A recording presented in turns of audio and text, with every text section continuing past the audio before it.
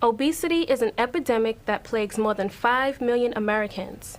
A few years ago, a surgical procedure was developed to induce weight loss. Gastric bypass, commonly known as stomach stapling, radically shrinks the stomach to a fraction of its obese size. You're about to meet a woman who, despite the possible consequences, is considering the surgery and weighing the risk. I am preparing to live. Now, if y'all don't want to live with me, move out of my way, because I ain't going nowhere.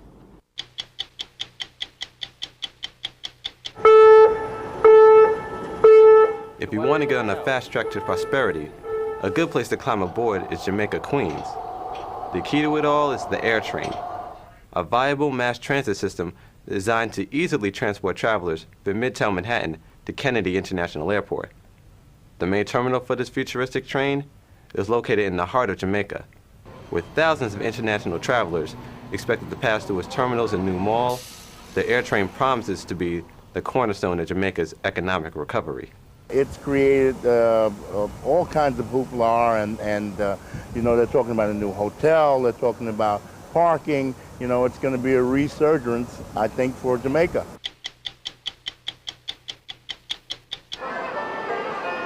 New York's Chinatown is only 10 blocks from Ground Zero. While this community did not suffer massive death tolls, tourism came to a halt, the manufacturing sector slowed to a trickle, and thousands of Chinese Americans lost their jobs. We are looking at least 7,000 workers, most of them working in garment and restaurant sectors, having lost their jobs in the first 3 months after September 11th. The people of Chinatown opened their hearts and wallets to help their fellow Americans, raising $1.4 million for victims of 9/11. But when it came time to distribute relief funds, many in Chinatown felt overlooked, lost in the shadow.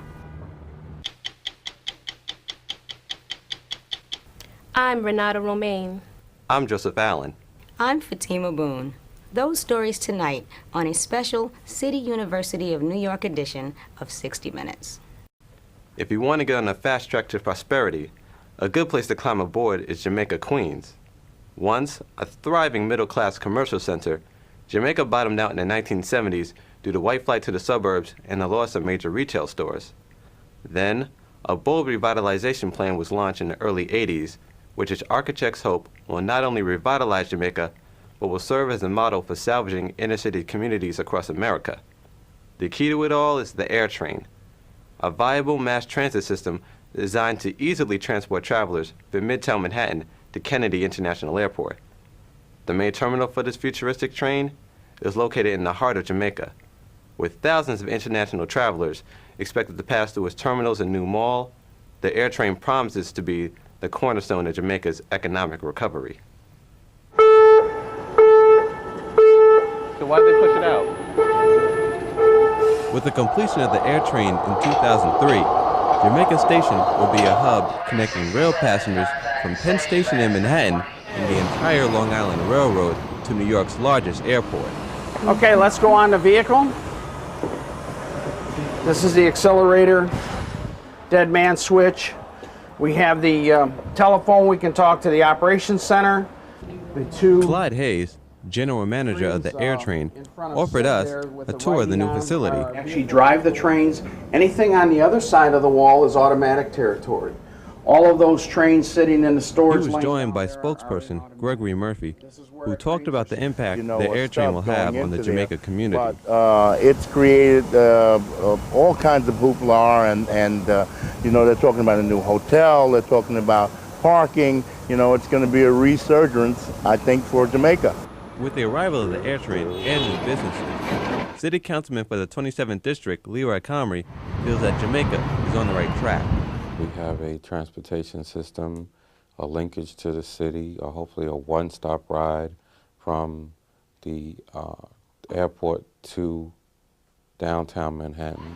Along with better transportation, shopping has improved in Jamaica thanks to the Matone Group. Joe Matone and his two sons, Carl and Michael, built the new $83 million movie theater and its adjacent shopping complex. They had the hard task of convincing major retailers to return to Jamaica for the first time in 30 years. A lot of retailers saw it as a minority community and stopped looking at that point. Joe Matone agrees with his son Michael on how hard it is to convince national retailers to come into an urban community. And there were no real examples that could be pointed to. We were kind of on the cutting edge of a lot of this convincing. What advantages are there in having a national chain come into a community?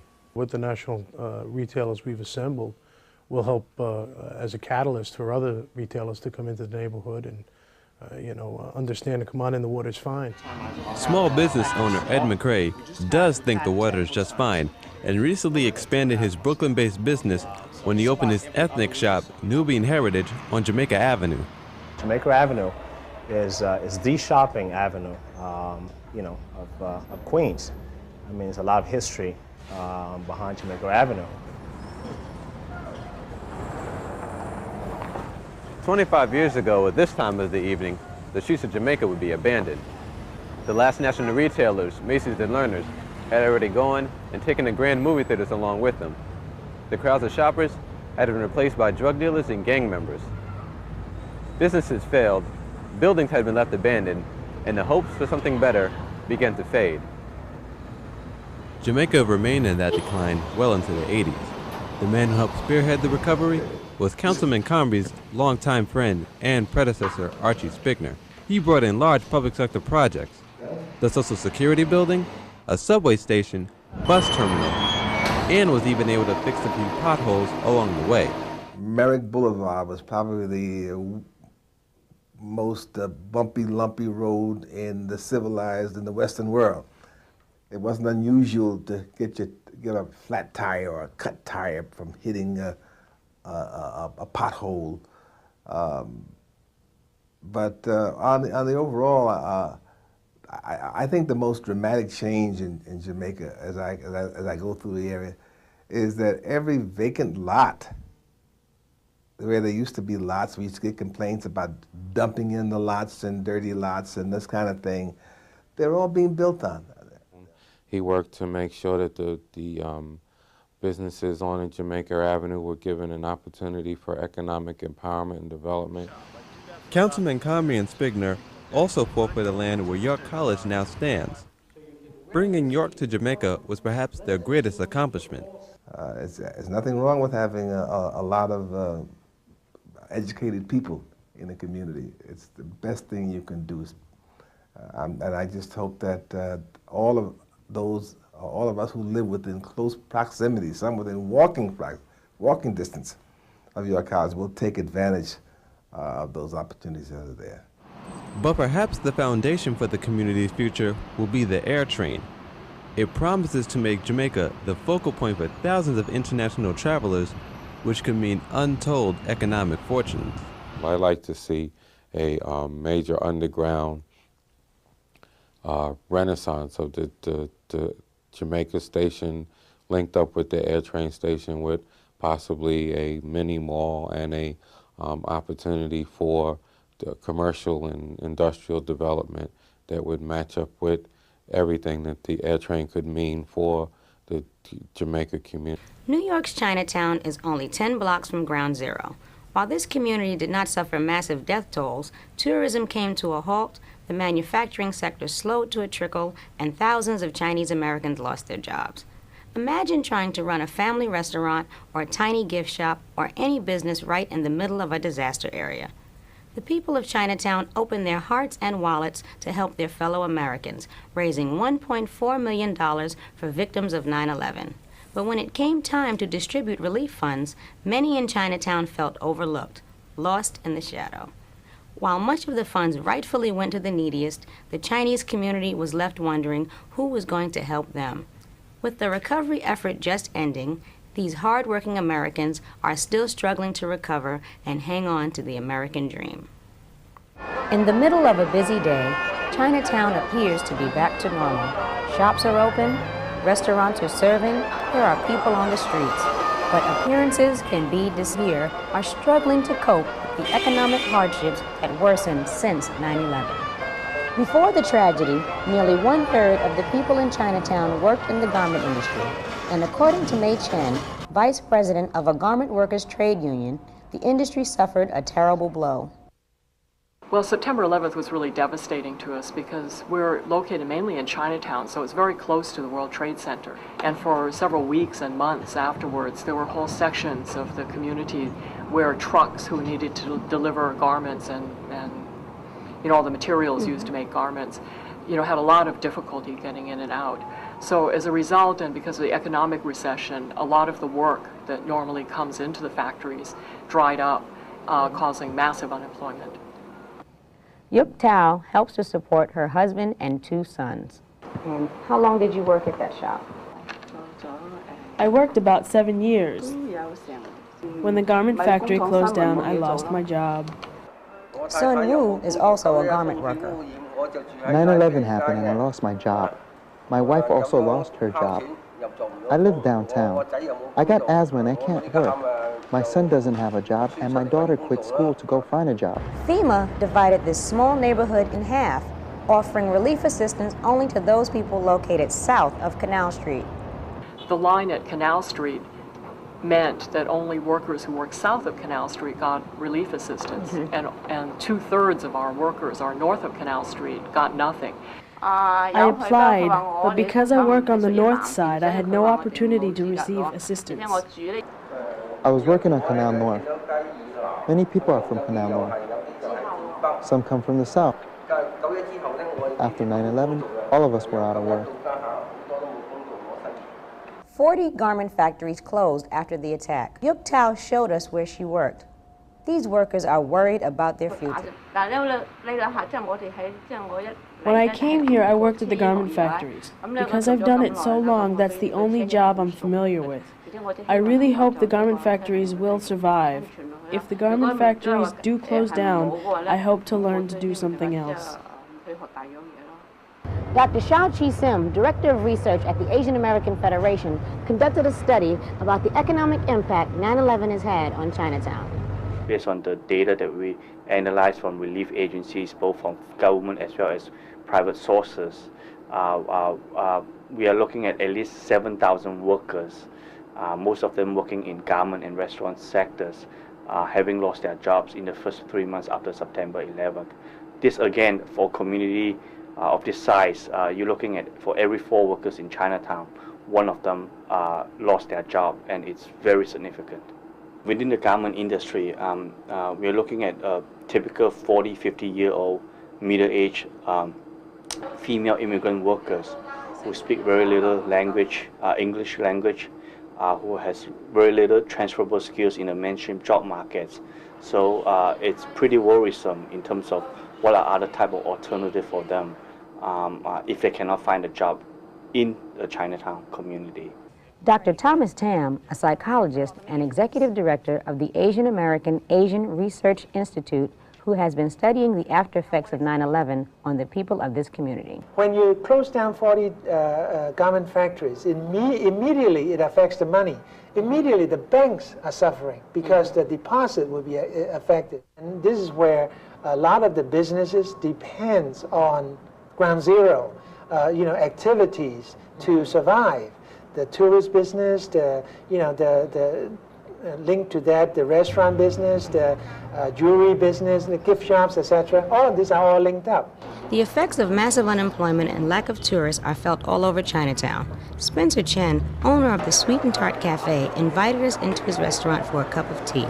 He explained that in spite of a well-publicized visit by former President Clinton and Robert De Niro to revive tourism in Chinatown after 9/11, his business has declined 70%. He has laid off 10 people. He says that last year the restaurant was full every night.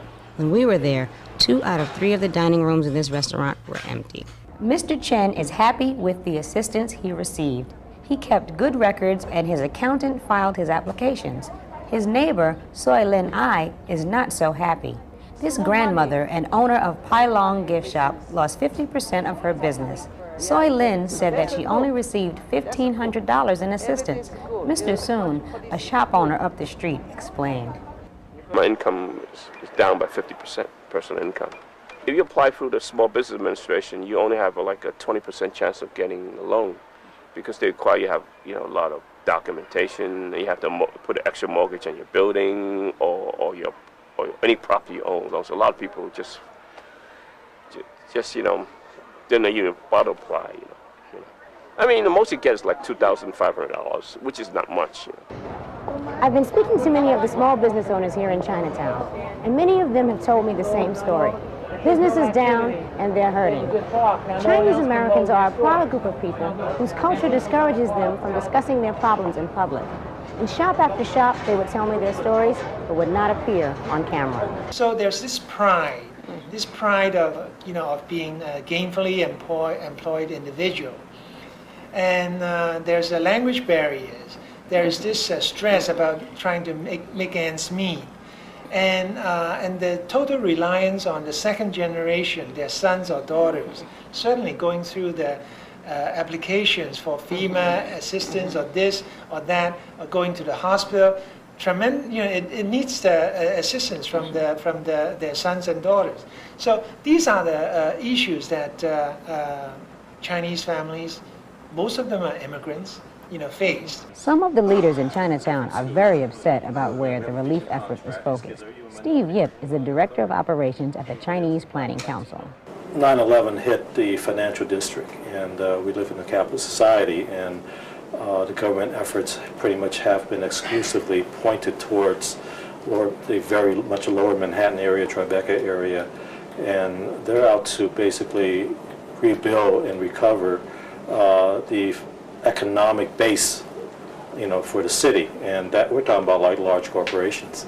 But in this kind of circumstance, it's very obvious also that the common person, and particularly this particular immigrant community, is not benefiting, and they do have aspirations where they, come to this country. They work themselves to death so their kids can make it. These people are determined to make it. Reporter Catherine Sung and I visited the Chinatown Manpower Project, where federal funds help to pay to retrain some of the garment workers. How do you ask for help? Helping themselves by getting an education is what brings them to class every day. Sun Wu is trying to learn English. Right after 9/11, once they started this program, we have been here every day since. And some help came to the north side of Canal Street recently when FEMA changed the eligibility requirements to include all of Manhattan businesses.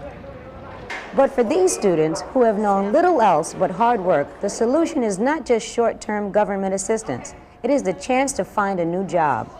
Listen to this student who worked 19 years in a garment factory. We hope that big companies will hire us. We know that our English is not good. We just hope that they will let us try. We hope that they will let us work while we learn. We don't want to be dependent on the government. That is why we're all working so hard to learn English as well as other skills, so that one day we will find a good job.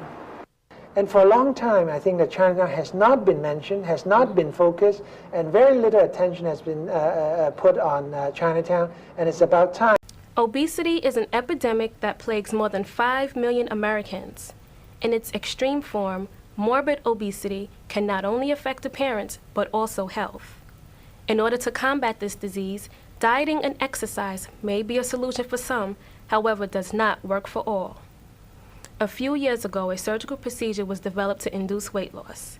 Gastric bypass, commonly known as stomach stapling, radically shrinks the stomach to a fraction of its obese size.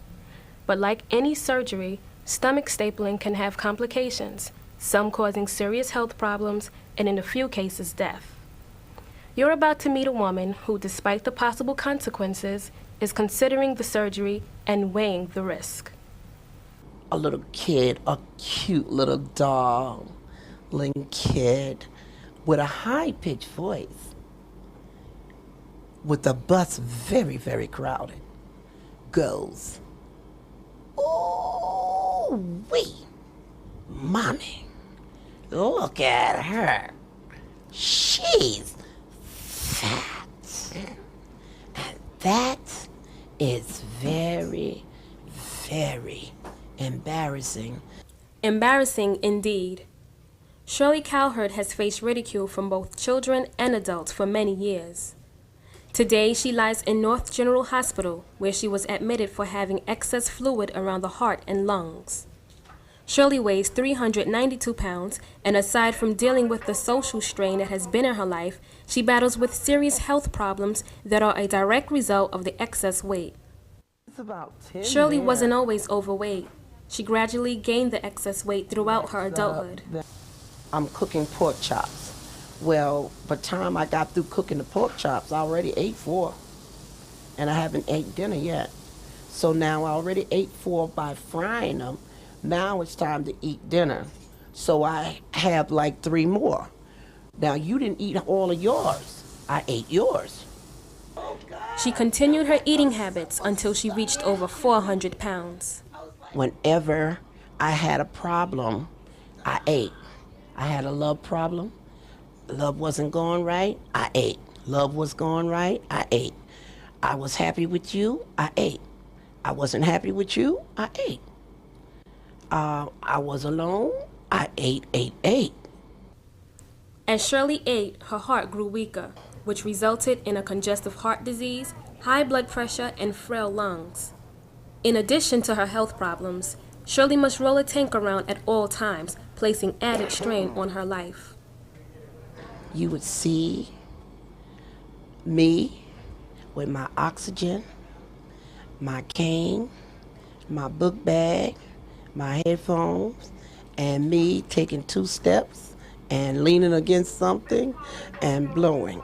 With her health deteriorating, Shirley made several attempts to lose the weight. I've tried them all, Slim Fast. I've tried the 48-hour Hollywood.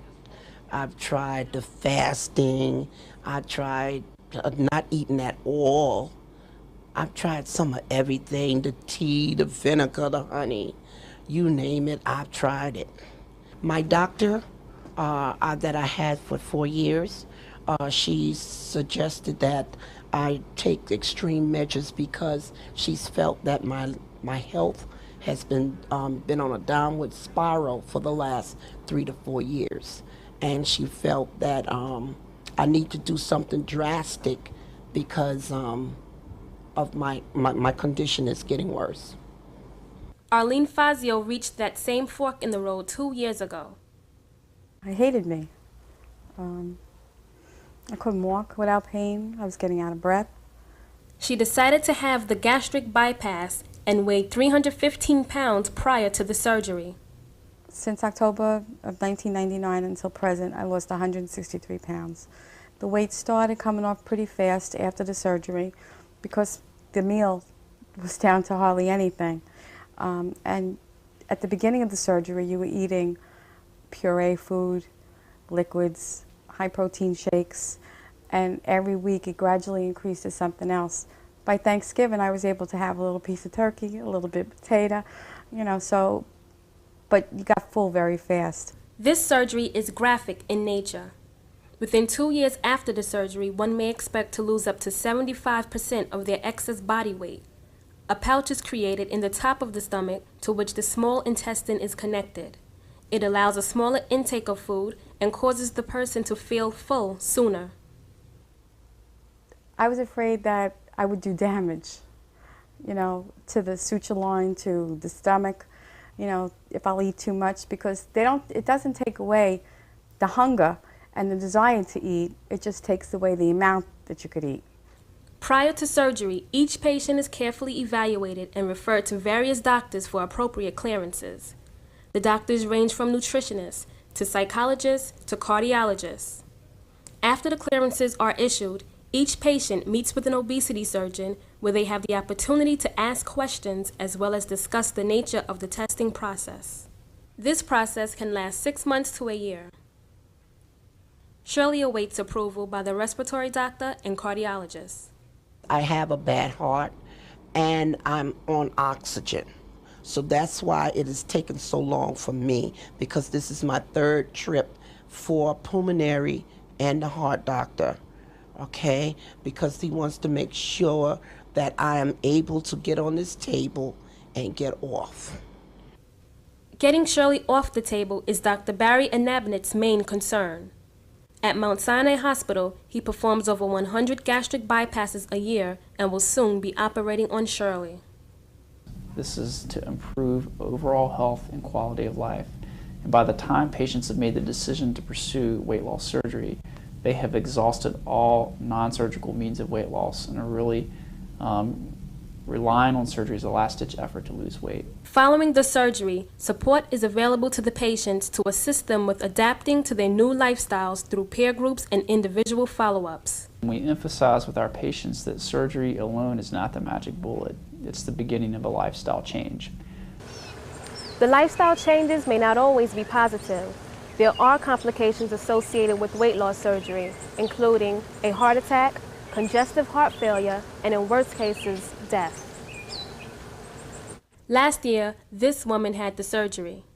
At first, her recovery seemed typical, but then she began to experience complications. We have been asked not to mention her name or show her face. However, her daughter, whom we will refer to as Angie, has agreed to speak with us. She started getting sick. She started getting nauseous, and then she started just throwing up. Anything I'd give her favorite thing, and she would just vomit. And then it got so bad that, you know, she wasn't even taking her pills anymore, her medication for her pain, for everything. Going into surgery, her mom weighed 425 pounds. Shockingly, she lost over 200 pounds within 4 months. Losing the rapid weight caused her to severely dehydrate, which resulted in a stroke and left her mentally impaired. Within 3 months, she suffered a fatal heart attack. Every night I go to sleep praying that I won't wake up again. That's how I feel. Because my mother was half my heart. She was half of it. And when she went, I lost that half. And I just want to be with her. Doctors aren't sure of the cause of death. This is what I want to know. What went wrong? I want, till this day, since it all began, we don't know the real reason what happened, what went wrong. Though Shirley recognizes the risk involved, she is prepared to move on with the surgery. Hopefully they could do this soon so that I don't have to be ridiculed anymore. She has already begun to prepare her life for the surgery. Shirley graduated from Toro College this spring and received an Achievement Award. Her education will not stop here. After the surgery, I would like to go further with my education. I would like to go on and get my master's in counseling for addiction. I want you to know that Hopefully, in Shirley's case, the gain will outweigh the risk. I am prepared to live. Now, if y'all don't want to live with me, move out of my way, because I ain't going nowhere.